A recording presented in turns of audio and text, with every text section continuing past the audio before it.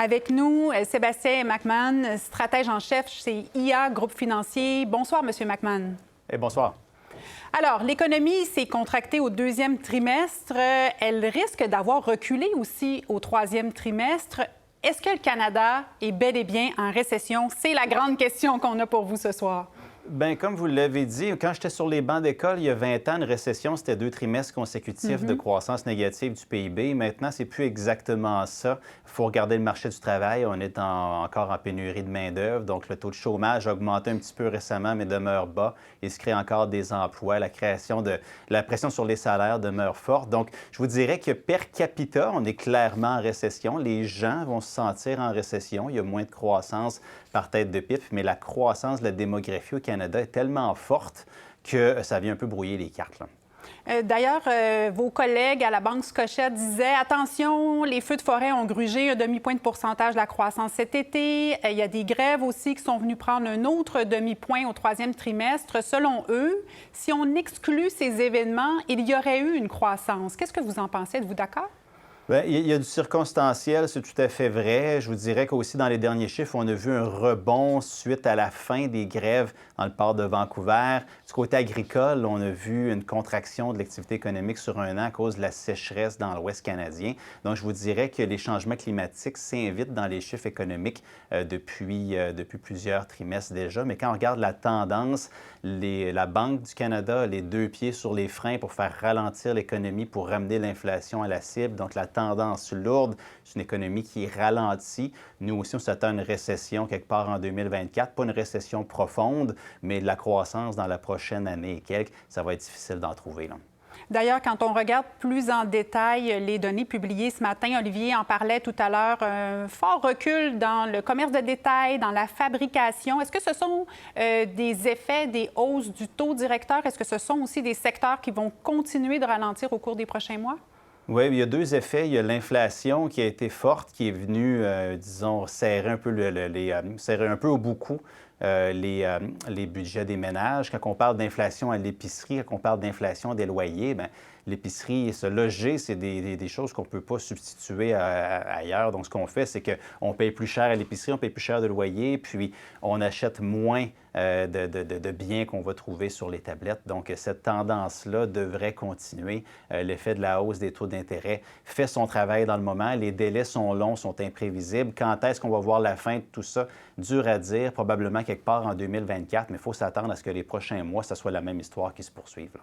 Il y a quand même une curiosité dans les chiffres d'aujourd'hui. 8 des 20 secteurs scrutés par Statistique Canada, dont le commerce de gros, l'extraction minière, le transport, ont quand même enregistré des hausses. Comment interprétez-vous ces données? Bien, c'est un peu ça. Quand vous parliez d'effets qui étaient conjoncturels, bien, dans le PIB de août, celui qu'on vient de voir, il y a eu le fameux rebond après la fin de la grève du côté du port de Vancouver. Donc, ça a aidé, du point de vue du transport aussi, tout ce qui est de production minière. Bon, bien, la fin des feux de forêt, le rebond qui était après ça. Donc, il faut toujours regarder les données trimestrielles, même idéalement les tendances annuelles. Puis, je vous dirais que de la volatilité, il y en a toujours, mais la tendance de fond, c'est qu'il y a seulement 47 % des secteurs, donc 8 sur 20, qui ont de la croissance. Comme vous le dites, c'est une performance qui est relativement faible. La vraie information est plutôt là. Quels sont les principaux risques pour l'économie canadienne? Qu'est-ce qui pourrait la pousser véritablement dans une récession? Bien, l'économie canadienne, on dit toujours que c'est une petite économie ouverte. Donc, l'économie américaine qui est quand même très résiliente récemment, des facteurs temporaires positifs aussi de ce côté-là. La croissance du déficit américain est très forte. Là, on parle de 9 % du PIB, le déficit américain, c'est une croissance forte. Donc, quand si ça s'estompe, disons, si l'économie mondiale puis nos principaux partenaires d'affaires commencent eux aussi à connaître des ralentissements, bien, l'économie canadienne, bien sûr, va en écoper. Donc, il faut regarder à l'international. D'ailleurs, aujourd'hui, le Conference Board aux États-Unis notait une baisse de la confiance des consommateurs, même si leur consommation se maintient quand même relativement jusqu'à maintenant. Êtes-vous inquiet pour l'économie américaine? Aussi, le même constat que l'économie canadienne, mais du côté américain, on voit que le taux d'épargne est en train de chuter. Donc, les ménages américains ont vraiment tendance actuellement à puiser fortement dans leur épargne pour garder leur rythme de vie. Il y a un élément qui est non soutenable là-dessus. On voit les hausses des défauts sur les cartes de crédit, sur les prêts auto. Donc, oui, on est inquiet, mais encore le même constat.